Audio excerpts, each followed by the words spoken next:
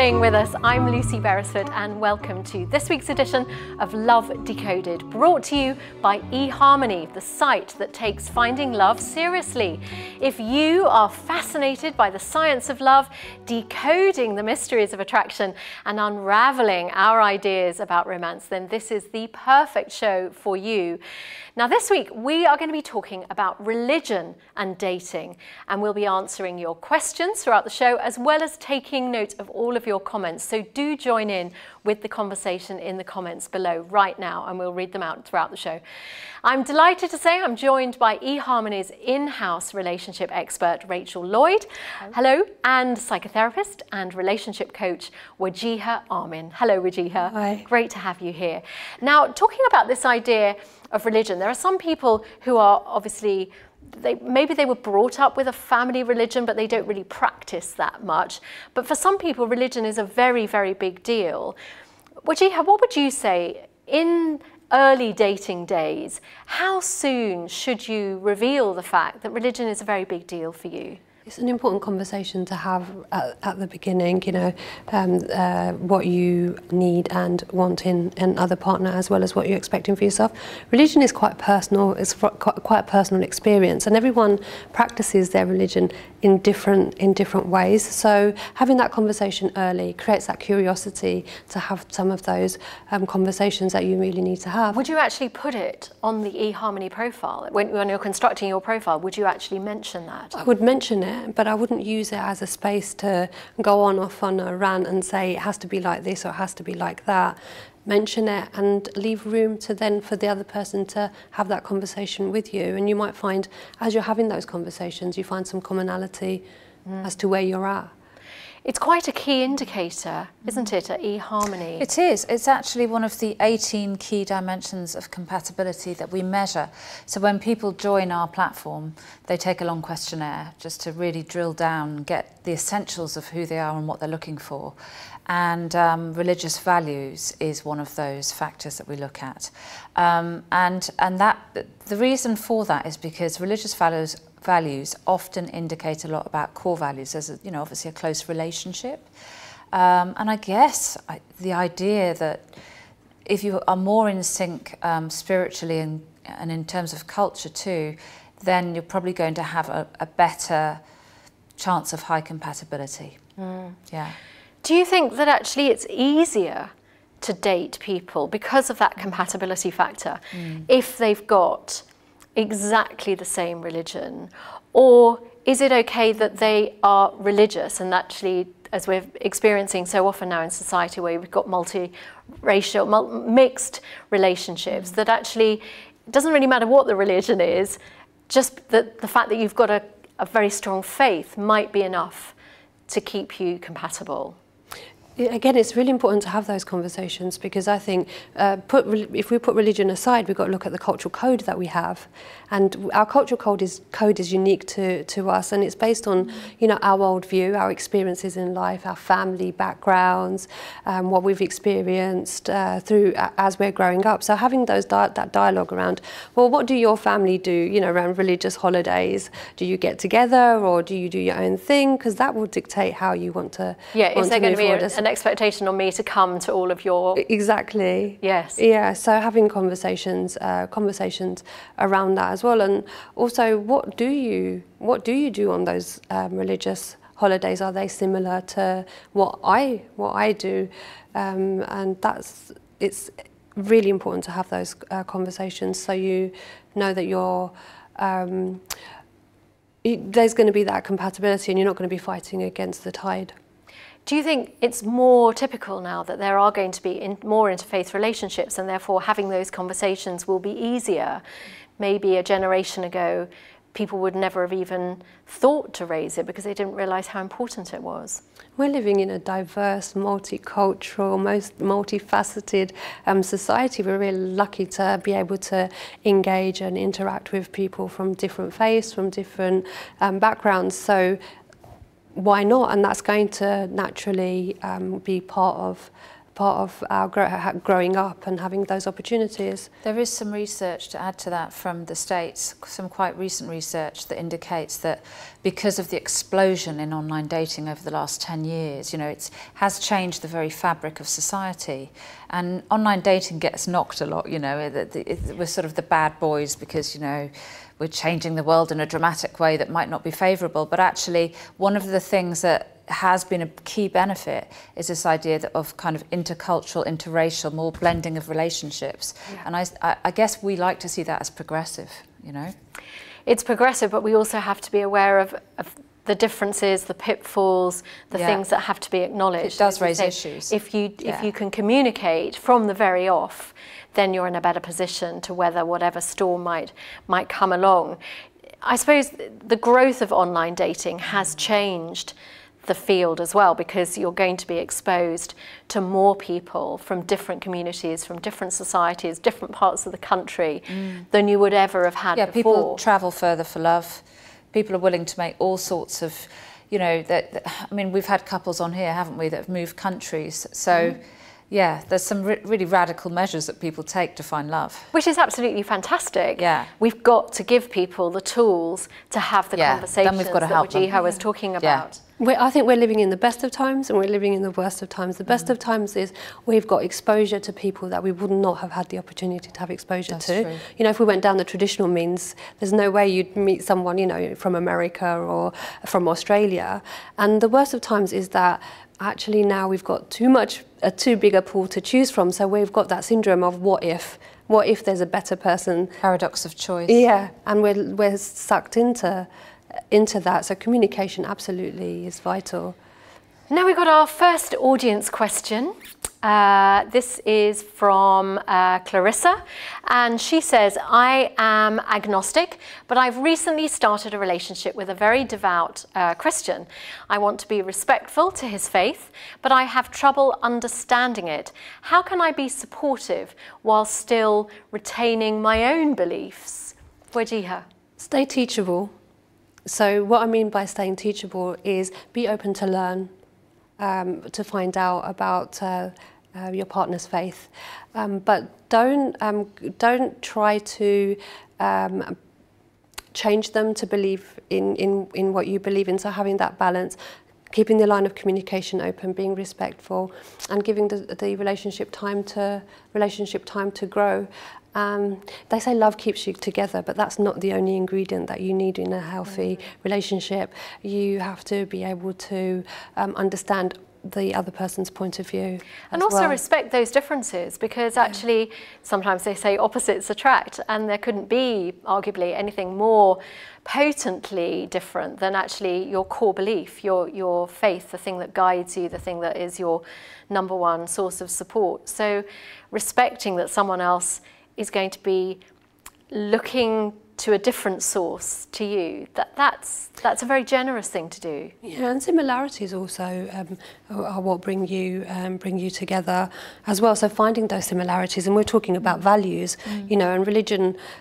Whether you have a religion or not, there are some core values that we all share as human beings, and identifying with those core values. You know, people are saying, "Oh, I want someone who's honest, who's trustworthy." That comes without a religion on the can, as it were. Well, actually, you and I were talking about my little TED Talk, in which I have said that it doesn't really matter what faith or age or race you are. We actually have those three really key drives.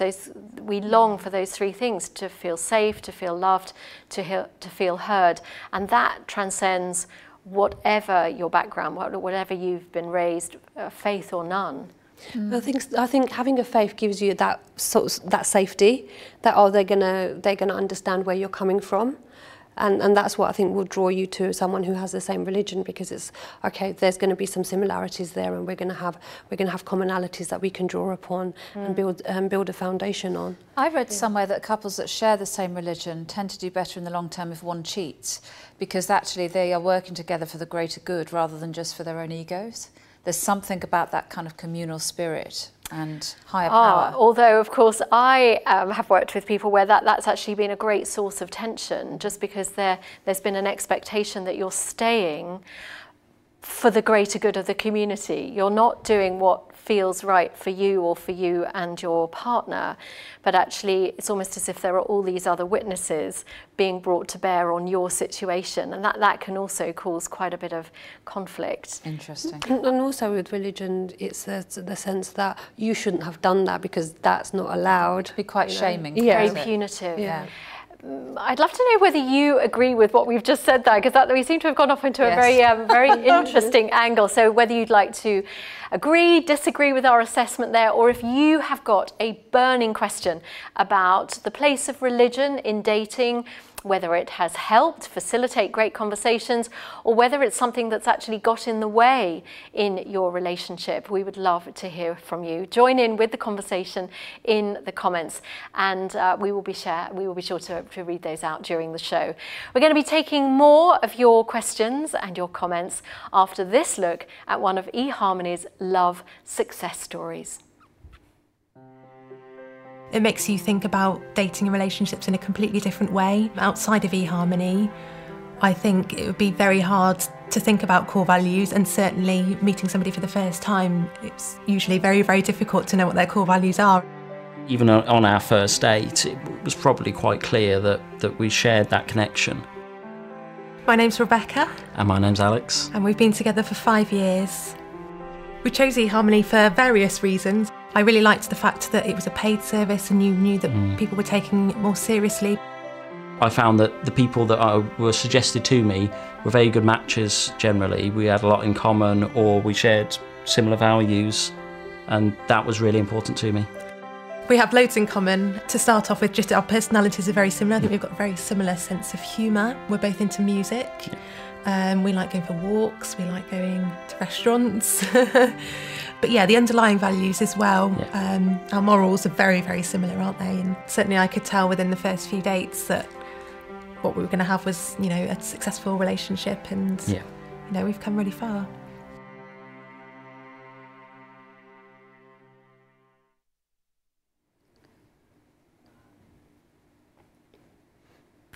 Welcome back. You are watching Love Decoded, brought to you by eHarmony. I'm Lucy Beresford, and today I am joined in the studio by Rachael Lloyd, eHarmony's relationship expert, and psychotherapist and relationship coach, Jacqui Marson. And we are talking today about religion and dating, religion and relationships. So if you would love to join in the conversation, disagree or agree with the comments that we've already made, or if you've got a burning question about your particular relationship dilemma right now and you would love our advice, don't forget to pop it down in the comments box and we will share it on the show. We're going to go now live to your questions. The first one is from Bilal. He asks, I'm not particularly religious, but my family is, and they are pressuring me to date exclusively within our faith.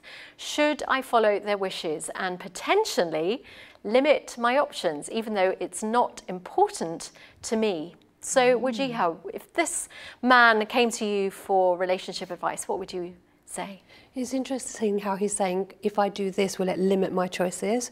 And we turn it into a limitation. Whereas if we allow ourselves to explore and connect with people if he's sticking to one faith, just allowing himself to experience this and that, and then see where it takes him, rather than thinking, oh, I can't do that at all because it's going to limit me. So opening himself up to explore both of the options rather than just sticking to one option. So you would say that he could date people from his faith because that's what his family wants, but to also keep his own personal options open. Yeah, so keep your options open, and he may well find his surprise when he's having conversations with people of the faith and think, oh, actually, this is something that I might have missed out on had I not given myself a chance. But I would imagine that could be really stressful. I know ideally that is good advice, but I would imagine if you know that you've furtively got to date people outside the religion because you don't really want to share that with your family, it could be, you know, end up feeling really secretive and toxic. I think you're absolutely right. I think what Bilal needs to do is to have a conversation with his parents in which he then presents them with that strategy, which is to say, I'm going to do both. I'm not going to rule out people from our faith. I'm definitely open to it. And to that extent, I am fulfilling your wishes. I'm going along with what you would love. But when it comes to the exclusivity bit, I'm probably going to have to do my own thing because it's my life ultimately. Is that really what you're saying? I agree, but it's easier said than done. And I just know that even like far more subtle things in a family can be quite stressful to sort of, negotiate your way through. And I guess what I'm trying to give is a bit of empathy, because I think these things, it's so easy to idealise about life, but actually family pressure, even just from my point of view, the fact that I didn't get married in my 30s, there was this constant pressure every time there was a family get together. Why didn't I have a partner? Why wasn't I married? What was wrong with me?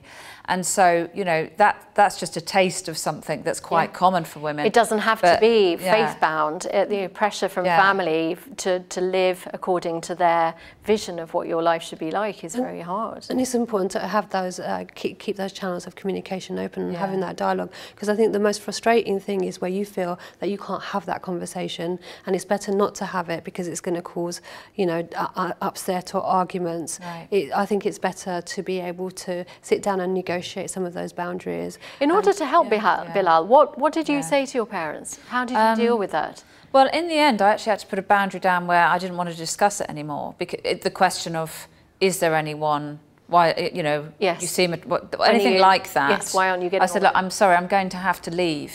I'm going to actually have to leave this place if this question keeps coming up. I was taught to do that.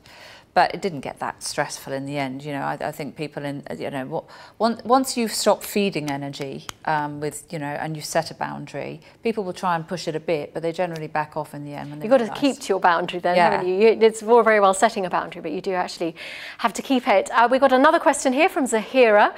She has been in a relationship with,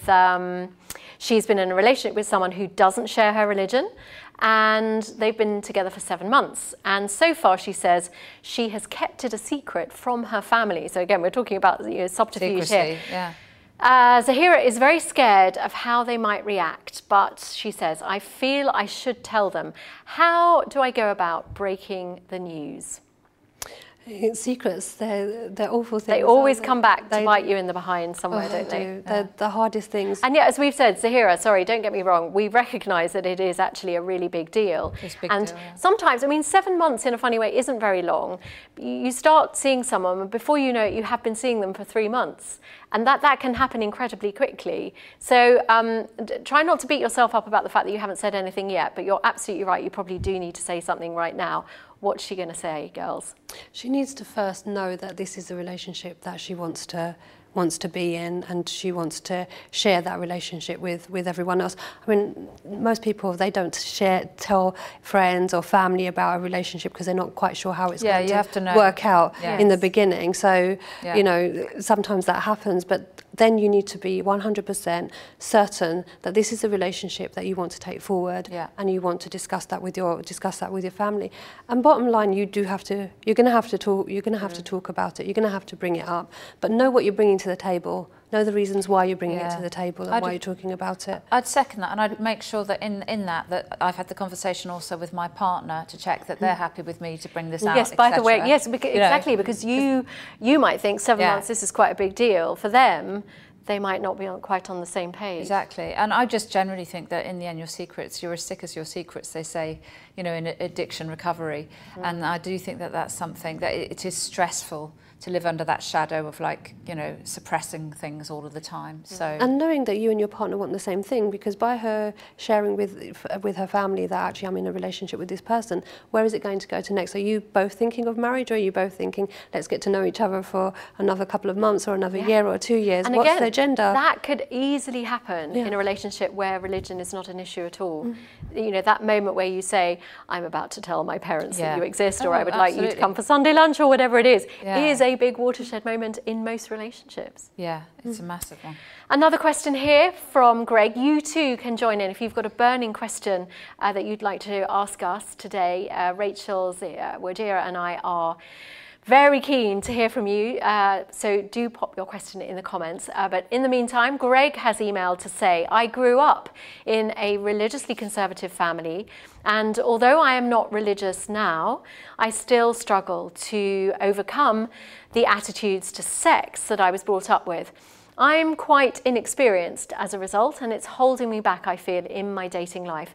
So how can I move past, how can I get past my own past and start to have healthy, intimate relationships? Again, it's about conversation and sharing your upbringing with your partner, letting them know where you're at, and then creating that foundation for someone else to talk to you about where they're at as well. Having the confidence to do that. I think a lot of it, though, must surely come from your own state of mind and your own beliefs about yourself as a sensual being, as a sexual person.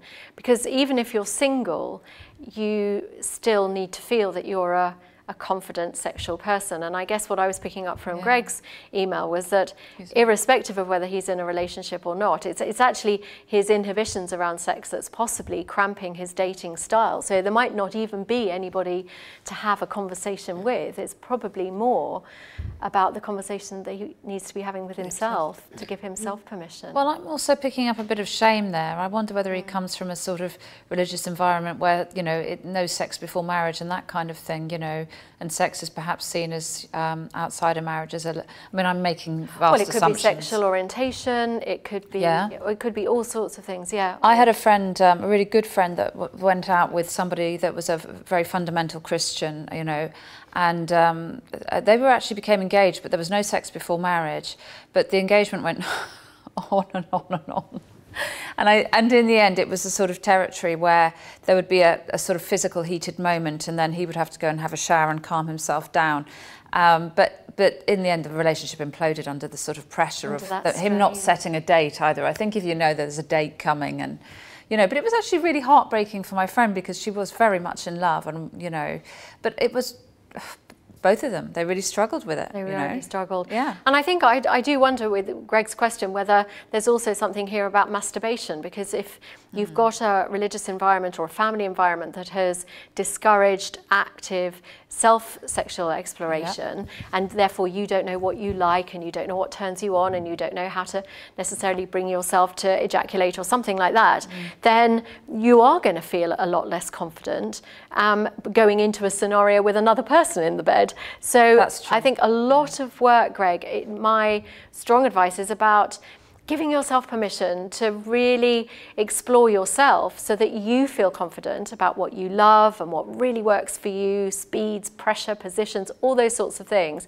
Give yourself permission to have that, and then, as Wajira says, then you'll be in the perfect position to have great conversations with anybody that you're going to be starting to date. Another question has come to us from Beth. You can have your question answered too if you would love to email in or put your comments down alongside this streaming. We would love to hear from you. But Beth, in the meantime, asks, I have been with my partner for 3 years, and while I'm not that religious, I always assumed that we would get married eventually and in a church. But my partner has recently revealed that he doesn't see the point of marriage, and even if we did marry, there is no way it would be in a church. Is this a deal breaker, she asks. Wajira. That's a question she needs to ask herself, really. Beth needs to know if that's her deal breaker, if that's what is it a fairy tale? Is it something that she's grown up thinking that's what ultimately is going to happen? Or is that actually really what she wants? And once she's decided that that's actually what she really wants, then that for her will be her deal breaker. Yes, I mean, I love the fact that Beth knows what her partner feels about all of this. And I need to just check, Beth, that you have been equally as clear with your partner that this is something that you would really love. As Wajira pointed out, is this a dream that you have had for a very long time? I don't think we must laugh at anyone's dreams. For many of us, that will have been a dream.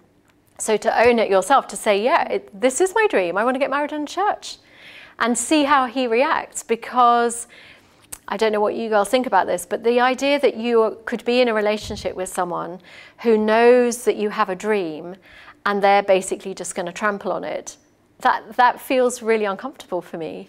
It'd be interesting to know if the conversation was had at the early stages of the relationship, and whether Beth pushed her boundary back and thought, oh, you know, let's see what happens. We do that, don't we? Sometimes we think, you know, I know that we don't agree on this thing, or this person isn't the marrying kind and I am, but, you know, I'll win them over eventually, you know. And it's a kind of red flag, isn't it? It's that thing about red flags when you start a relationship and ignoring them or painting them green. But, you know, I mean, I was sort of going into my stash of friends and ex-boyfriends, but I do have friends that have been with their partners for years, and they would probably secretly like to get married and the partner hasn't. But at some point, sometimes that has actually changed. I guess it goes back to, I totally second what you say though, in terms of like, you really need to have these kind of conversations and this honesty from the get-go, ideally, because it's difficult to sort of 3 years in start putting in new boundaries and values. Apart from the fact that, as you said, sometimes these things can change, that actually somebody could be really quite strident about the idea that this, you know, I would never do this, and then over time maybe they get to go to a couple of weddings and they think, oh, actually, this is quite nice, this is, or whatever it could be that could make them change their mind. Well, in a couple of these cases, the couple has had a baby, and that's triggered this kind of nesting instinct. So it's kind of like that kind of, oh, I don't ever want to get married, rule goes out the window, and actually the traditional thing comes in. How fascinating. Yeah, it's like a bonding thing. So. Yes, for the community to get together. Another question has come in from Lauren. She says, what about if your religious views change throughout the course of a long-term relationship? How do you manage this with a partner? Very tricky. Yeah. Well, values and characteristics do change as you grow up and as you go through life. So if your religious views then change as a result of that, it'd be interesting to know whether they've changed because of the interaction with her partner, and whether he shares the same views. Yes, I mean, I haven't. I too have friends, Rachel. Do you? Yes, I do. Can we go on to your friends now? I know, now? my friends. So I had a friend who wasn't as religious as she has now become. And she's much, much more religious, and that's brought her so many benefits. But I know that in previous relationships, she wouldn't have even really thought about it, but she found a particular person, and now their children have been raised in a much more religious manner, that actually that was something that felt very, very true to her. But then it could go the other way. People have their faith tested, whether it's through, you know, something that they've seen, something they've had to experience, maybe illness. And that must be a little bit strange, because as we say, we've talked about faith as being, for a lot of people, this really core, central column of their existence. What must it be like if suddenly you realise, a friend of mine got posted overseas to Africa some years ago, and some of the sites there that he saw as a war reporter in effect really shook his faith, and he came home and had a 2 or 3 year period where he just didn't know whether he had a faith anymore. And for people who knew him, that must have been very odd. I wonder. Well, particularly if you've built your life around your particular church or mosque or whatever that looks like, and it's become, it feels like an intrinsic part of your personality. It can be quite a crisis moment, that, because you're like, well, who am I? And I guess it's also, you know, it works both ways, doesn't it? I mean, I would imagine if you've got two people that share a religious faith in quite an, I want to say extreme, but quite a formal sense, and then one of them leaves that community and loses that faith, that must be really throw up some challenges, because that commonality and identification is gone. Well, we are group creatures, fundamentally, and we want to feel like we belong, and it must feel very strange if you get to a situation where that constant is no longer there. Our last question today is from Hugo. He says, my partner is from a conservative background. They don't want to have sex before marriage, and this is becoming an issue for me. What should I do about it? Take a cold shower. Sorry. Yeah, it's personal. It's a personal. Again, it's a really personal, personal thing, and again, it's about respecting. It's about being able to learn where the other person is coming from, and if you really can't share that, then it's something to have a conversation. You've really got to be on the same page with things like that, haven't you? Because I mean, it's a little bit like, you know, should we have an open relationship? Should we have children? It's like fundamentally there are certain things where you probably need to be very in sync, and if you're not, again, this phrase has come up in this show already today, this idea of a deal breaker, that perhaps it's a deal breaker. I think the key is to know your deal breakers from the onset. When you decide, right, okay, I'm going to go out, I'm going to look for someone, know your deal breakers, know what your values are. Can you always know that though, right from the off? Something like this. It's difficult, isn't it, to get a whole CV of someone. I would never know that would be a deal breaker for me until it presents itself. But it's having those conversations. It's having those conversations early around what would constitute and hypothetical conversations as well around those deal breakers. Because you're right. They may change over time, but being courageous and curious about the other person and what their views are really gives you an insight. Hugo, I have to say, I think it's about looking at yourself and asking yourself, is this actually, how much do I love this person? And I'm sure you do. But the idea that you're a sexual being and you really want to express yourself sexually, that's also a really important part of your life, and I don't think you should underestimate that or fail to take it seriously. But thank you, Hugo. You were our last questioner. It would be, I hope that we gave you some help. And if we didn't actually get round to your questions today, don't worry, we're obviously going to be back next week where we can pick up the thread of any questions that you throw our way. We're going to be back live at 12:30 next Tuesday when our subject is going to be dealing with dating burnout. If you have any questions on that topic or anything that we've been talking about today, anything to do with love, dating and relationships, do get in touch now, either via our Facebook feed or on Twitter at eHarmony UK, or you can head to eHarmony's dating advice site for further information. Tune in next week, and it just remains for me to say thank you to Rachael and Wajira. Thank you. Goodbye.